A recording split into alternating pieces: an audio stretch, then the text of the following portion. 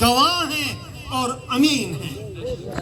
آج اگر کوئی ان کو کسی طرح سے مخدوش کرنے کی کوشش کرتا ہے، وہ دراصل اللہ رب العزت کے آسمان سے بھیجے ہوئے اس دین اسلام اور قرآن سے بغض اور عداوت رکھتا ہے۔ صحابہ تو وہ ہیں، اللہ رب العزت فرماتے ہیں رضی اللہ عنہ ورضوا عنہ، یعنی دونوں طرف سے رضامندی کا رب ذوالجلال کلام مقدس میں اعلان فرماتے ہیں کہ اللہ رب العزت صحابہ سے راضی اور صحابہ اپنے رب ذوالجلال سے راضی۔ آقا نامدار صلی اللہ علیہ وسلم فرماتے ہیں میرے صحابہ ستاروں کی طرح ہے، جس کی تم اقتداء کرو گے تو تم ہدایت پاؤ گے۔ آقا نامدار صلی اللہ علیہ وسلم ارشاد فرماتے ہیں اذا رأیتم الذین یسبون اصحابی، جب تم ایسے لوگوں کو دیکھو جو میرے صحابہ کو گالیاں دو تو تم کہو تمہارے اس شر پر اللہ کی لعنت ہو۔ دشمنان صحابہ پہ لعنت، دشمنان صحابہ پہ لعنت، نعرہ تکبیر۔ بات کرنے دیجیے میرے بھائیو، میں لمبی بات نہیں کروں گا۔ میرے جتنے ساتھیوں نے مسجد میں باہر اتنی مدلل گفتگو کی، مجھے اس کے بعد کچھ کہنے کی گنجائش نہیں۔ میں ان سب کو دعا بھی دیتا ہوں اور ان کا شکر گزار بھی ہوں اور ان کی تائید بھی کرتا ہوں۔ جس طرح آپ نے ہاتھ اٹھا کر عہد کیا ہے، انشاءاللہ عملاً میدان میں آئیں گے نا انشاءاللہ۔ تیرے حکم پر غازی، تیرے حکم پر غازی، قدم بڑھاؤ، ہم تمہارے ساتھ ہیں۔ غازی صاحب قدم بڑھاؤ، ہم تمہارے ساتھ ہیں۔ میرے بھائیو، یہ حضرت ابو سفیان رضی اللہ تعالیٰ عنہ کے خلاف بکتے ہیں۔ آقا نامدار صلی اللہ علیہ وسلم نے اسے عزت دی۔ فتح مکہ میں کہا ابو سفیان، حضرت عباس رضی اللہ تعالیٰ عنہ نے فرمایا یا رسول اللہ صلی اللہ علیہ وسلم، ابو سفیان مشرف اسلام ہوا ہے تو سردار، کچھ اپنا مرتبہ بھی چاہتا ہے، اس کو عزت دو۔ آقا نے فرمایا جاؤ، ابو سفیان کا گھر دار الامان ہے۔ جو مکے کے فتح مکے کے موقع پر ابو سفیان کے گھر جائے اسے امان حاصل ہے۔ الاسلام یہدم ما کان قبل، اسلام تو اس سے پہلے جو گناہ ہوتے ہیں اسلام اس کو مٹاتا ہے، منہدم کرتا ہے، گرا کر چور چور کرتا ہے۔ آقا نامدار صلی اللہ علیہ وسلم نے حضرت رملہ ام حبیبہ آپ صلی اللہ علیہ وسلم کی زوجہ ابو سفیان کی بیٹی تھی بھائی۔ حضرت امیر معاویہ رضی اللہ تعالیٰ عنہ آقا نامدار صلی اللہ علیہ وسلم کے صحابی اور برادر نسبتی۔ ابو سفیان کی ایک بیٹی تو ام المومنین، تفسیرات علماء نے سنایا، دوسری بیٹی میمونہ بنت ابی سفیان، سیدنا حسین رضی اللہ تعالیٰ عنہ کی خوش دامن ہے، اس کی ساس ہے۔ کیا بات ہے۔ لیلہ بنت رملہ، لیلہ بنت مرہ، جو حضرت میمونہ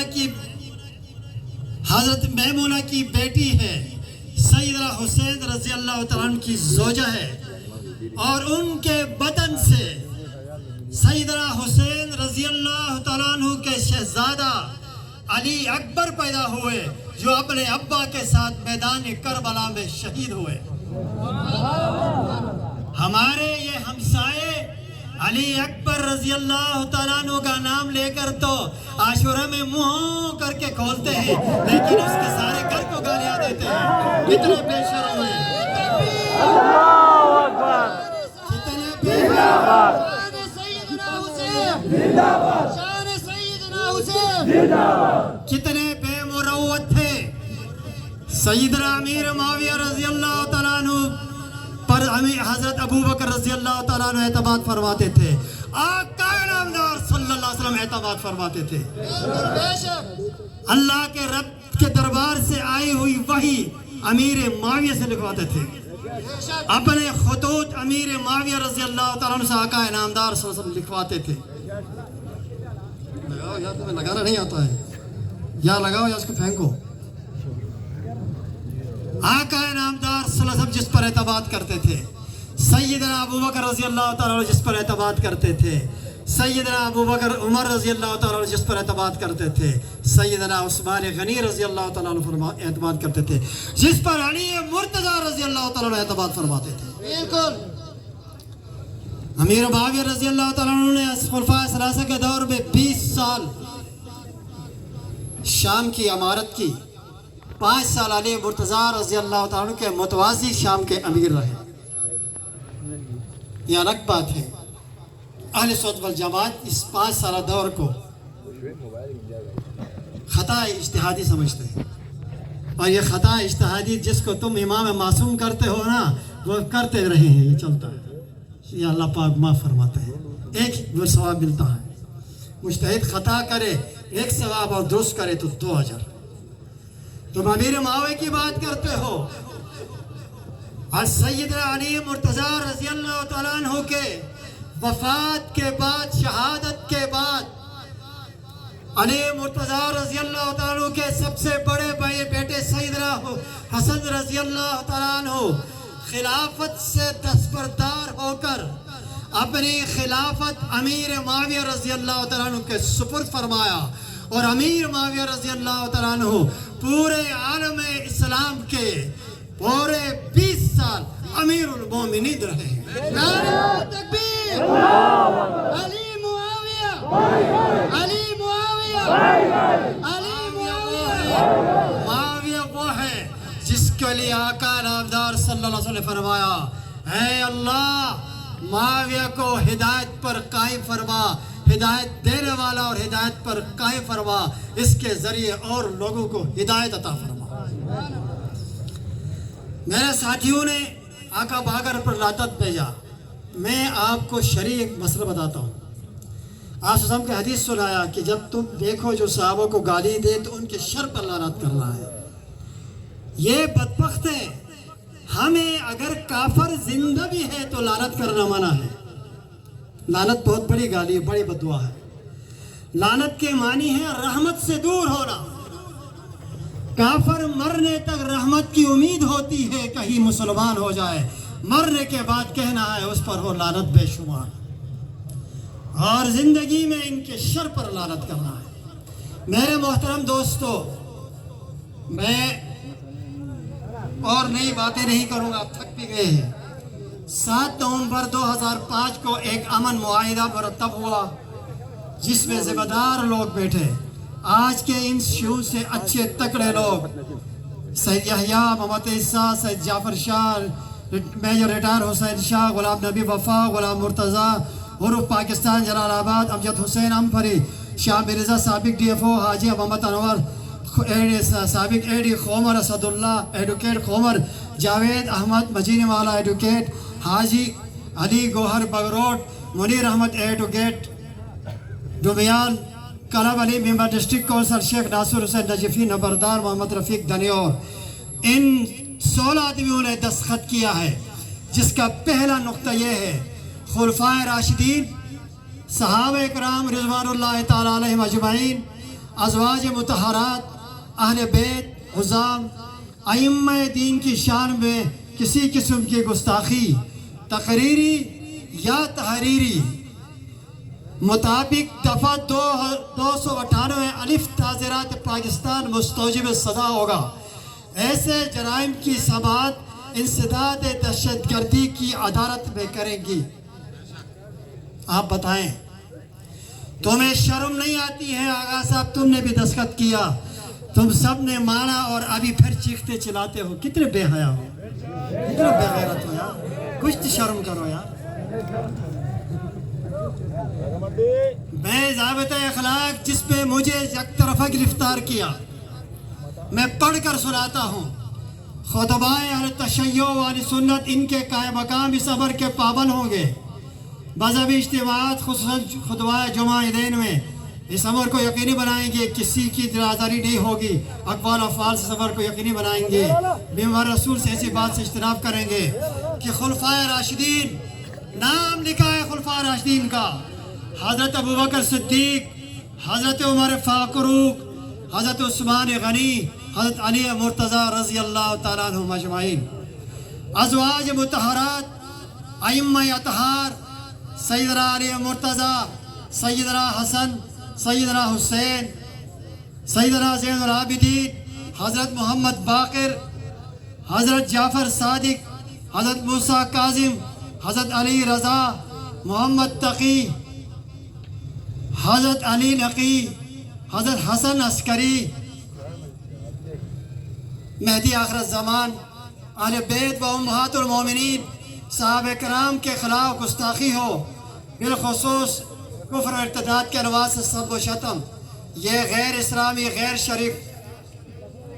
शरी है। नीज़ इस तरह कुरान पाक के मुकम्मल गैर मुहर्रफ होने पर सब मुत्तफ़िक हैं। और मेरे दोस्तों, दूसरी बात यह है, इस्लामी फ़र्क़ा वो होगा जो तमाम ज़रूरियात दीन को माने, किसी एक ज़रूरियात दीन का इनकार करे, वो दायरे इस्लाम से खारिज है। मैं आपको बताता हूँ, गिलगित में शिया सुन्नी निज़ा ख़त्म है। इस 2005 के मुआहिदा ज़ाबिता अमन मुआहिदे में एक जुमला लिखा हुआ है, 3 दिन बहस हुई कि कोई चेकिंग नहीं होगी, ये अलग सड़कों पे नहीं होंगे, चरागाह पब्लिक एरिया में नहीं होगा। हमें पाबंद किया कि जहाँ से ये गुजरते हैं, जहाँ चरागाह करते हैं, तुम्हारे सर पर तुम सब्र करो। हमें भी दबाए। ये सुनो, इनका 12वां इमाम हसन अस्करी, हमने कहा हम उसको बुरा नहीं कहेंगे, वरना वो तो जाली है। अभी तक आया नहीं, उस घर में बैठा। हाँ, हसन अस्करी का नाम लिखे। हमने कहा चलो यार, अल्लाह ने फरमाया है तुम किसी के खुदा को बुरा मत कहो। इमाम हसन अस्करी जी, हमारे नज़दीक इमाम मेहदी ने पैदा होना है, नाम मोहम्मद होगा, बाप का नाम अब्दुल्ला होगा,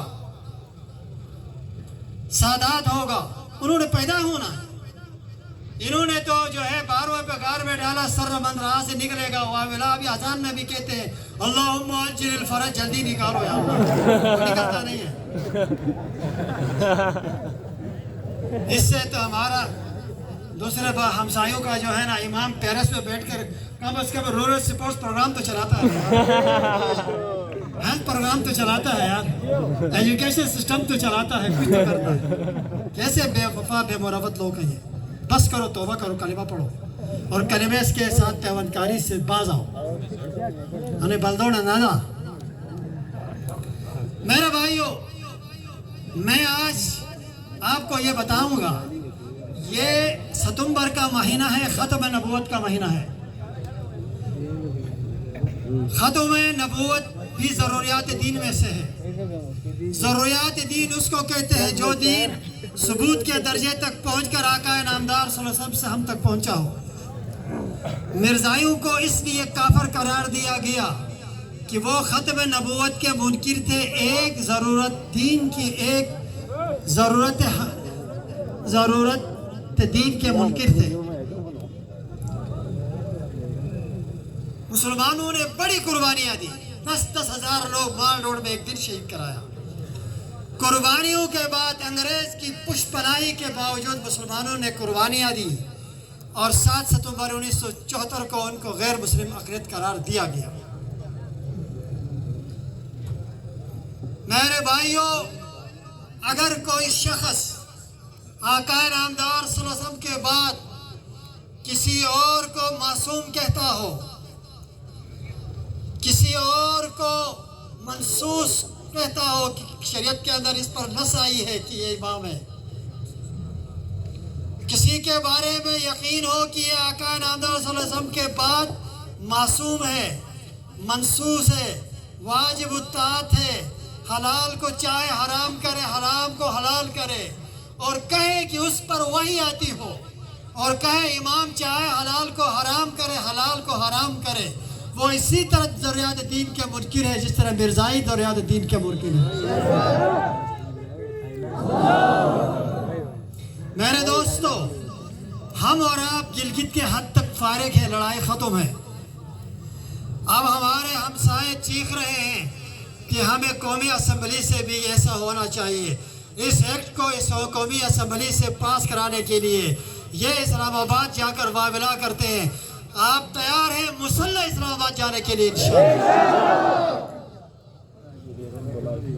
قاضی تیرے حکم پر قاضی تیرے حکم پر قدم بڑھاؤ قاضی صاحب، ہم تمہارے ساتھ ہیں۔ میرے دوستو، یہ جو ترمیمی ایکٹ ہے اس کے 7 سال کی سزا پر انہوں نے دستخط بھی کیے، اور مجھے انتظامیہ پر، حکومت پر افسوس ہوتا ہے عمل درآمد سے بھاگ رہے ہیں، انتہائی بزدلی اور پاکستان کے ساتھ بے وفائی کر رہے ہیں۔ یہ تو ہیں بے وفا، اور یہ سرحد ہے، یہ کارگل ہے کی باتیں سنو۔ گلگت کی آزادی کی آواز قاضی عبدالرزاق فاضل دوبل نے اس مسجد سے کی ہے،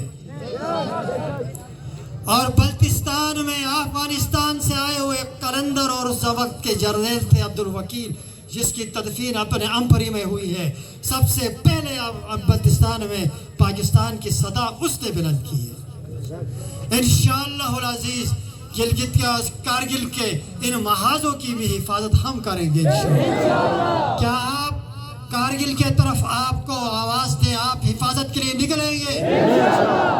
میرے دوستو، یہاں علامتی ہڑتال اور احتجاج اور بہت مختصر انداز میں ایک بار پھر انتظامیہ سے کہتا ہوں، خدا را یہ بیلنس کرنے والا سلسلہ بس کرو۔ تم نے ہمارا بے گناہ بچوں کو گرفتار کرنا شروع کیا ہے، ہمارے ملازمین کو تنگ کرنا شروع کیا ہے۔ جن لوگوں نے پہل کی ہے، جن لوگوں نے قانون کو ہاتھ میں لیا ہے، جن لوگوں نے امن معاہدے ضابط اخلاق کی خلاف ورزی کی، جنہوں نے پاکستان کے قوانین کی خلاف ورزی کی، جنہوں نے اس خطے میں آگ لگایا، تم ان سے پوچھو۔ ہما پر ظلم مت کرو، باز آؤ، اس ظلم سے باز آؤ، یہ زیادتی مت کرو۔ میں ایک بار پھر اہل تشوع کے امن پسند حضرات سے گزارش کروں گا، بہت کچھ ہوا، آؤ اب بھی تمہیں شرم آنی چاہیے، تم صحابہ کا نام لے کر تم برا بلا کہتے ہو۔ جیسا مولانا نے فرمایا، فارمولے ہوتے ہیں نا، ہم اس ہائی اسکول میں ہوتے تھے، سلیم استاد ایک فارمولہ پڑھاتا تھا، A+B² = A2+B+2AB۔ فارمولہ چلتا ہے، یہ آج تک تکیے کے فارمولے پر جیتے رہے، لیکن ابھی وہ ایکسپائر ہو گیا ہے۔ ابھی جب وہ ایکسپائر ہو گیا ہے نا، تو اپنا جتنی غلاظت ہے وہ اندر رکھو، اندر رکھو گے، ظاہر کرو گے تو زندیق ہو جاتا ہے، اندر رکھے تو آدمی منافق ہو جاتا ہے۔ اور نجات اہل سنہ والجماعت میں ہے۔ ما انا علیہ واصحابی، آپ صلی اللہ علیہ وسلم نے فرمایا نجات یافتہ وہ ہے جس پر میں ہوں، اہل سنہ واصحابی والجماعت جس پر آپ صلی اللہ علیہ وسلم کے صحابہ ہیں۔ اللہ رب العزت کا ارشاد ہے، وَمَن يُشَاقِقِ الرَّسُولِ، جو رسول کی نافرمانی کرے، وَيَتَّبِعْ غَيْرَ سَبِيلِ الْمُؤْمِنِينَ، مسلمانوں کے راستے کے علاوہ کسی اور راستے پر چلے، صحابہ کے راستے کو چھوڑ کر کسی اور کے راستے پر چلے، نُوَلِّهِ مَا تَوَلَّى، ہم وہیں چلا لیتے ہیں جہاں وہ جاتا ہے، وَنُصْلِهِ جَهَنَّمَ وَسَاءَتْ مَصِيرًا، ہم اس کو جہنم میں داخل کر دیتے ہیں جو بہت برا ٹھکانہ ہے۔ میرے دوستوں، میں ابھی آپ سے گزارش ہے، آپ نے پرامن رہنا ہے۔ میں آپ کے بارے میں نہیں سنوں گا کہ آپ جذبات میں آ کر آپ نے قانون کو ہاتھ میں لیا ہو، آپ نے فسادات کی آغاز کی ہو۔ میرے والد سے ہمارا یہ دعویٰ ہے، ہم نے پہل نہیں کی ہے۔ جس طرح مولانا رضوان نے فرمایا کہ یہ رد عمل ہے، یہ ریاکشن ہے، تم باز آؤ۔ میں اعلیٰ تشوع کے پرامن اللہ حضرات سے کہوں گا، انہیں روکو، انہیں لگام دو، حکومت اپنی ذمہ داری پوری کرے، آپ پرامن رہیں۔ ہاں، ہم جانتے ہیں کس کھیت کے گولی ہے، مولیاں ہمیں جانتا ہوں، یہ کون سا راستہ ہے، یہ ارتداد کا راستہ ہے، اور صحابہ سے جو چھیڑے گا، ہم اس کو روکنے کے لیے انشاءاللہ العزیز میں نے کل بھی کہا، آج بھی کہتا ہوں، ہم آخری حد تک جائیں گے انشاءاللہ۔ اور سنو، حکومت کی ذمہ داری ہے۔ ہم آج زندگی کا فتویٰ، مرتد کو تو پکڑنا ہے، مارنا ہے، ہم نہیں مارتے ہیں۔ کیوں نہیں مارتے ہیں؟ ریاست ہے، حکومت ہے، ایٹ یہ ہے، پکڑ کر اندر کرتے ہیں، تشدد کرتے ہیں، برداشت نہیں کر سکتے ہیں، گنجائش نہیں ہے۔ ہمیں یہ پاکستان عزیز ہے، اس کو بچانا ہے۔ پاکستان حرمین کی طاقت ہے، پاکستان امت مسلمہ کی طاقت ہے، پاکستان پورے امت مسلمہ کی کشتی ہے۔ ہم اس کو مشکلات سے دوچار کرنا نہیں چاہتے۔ اور اگر یہ سلسلہ قانون نے اپنا راستہ اختیار نہیں کیا تو جوان اپنا راستہ اپنے ایمان کے مطابق انشاءاللہ خود تلاش کریں۔ ابھی آپ پرامن جائیں گے، پرامن فکر مند رہیں گے، اور ہم اسلام آباد جائیں گے۔ دیکھو ہمارے آصف صاحب عثمانی صاحب سے کہا اسلحے والا لائسنس تم نہیں چلا سکتا، ہمیں اسلحے والے کی اجازت دے دو تاکہ ہم لائسنس والے اسلحے کے ساتھ اسلام آباد جائیں، نہیں تو بے لائسنس بھی رکھو، انشاءاللہ اسلام آباد لے کر جائیں گے۔ آپ تیار ہیں نا؟ یا رب لک الحمد کما ینبغی لجلال وجهک وعظیم سلطانک، لا الہ الا اللہ وانجز وعدہ ونصر عبدہ۔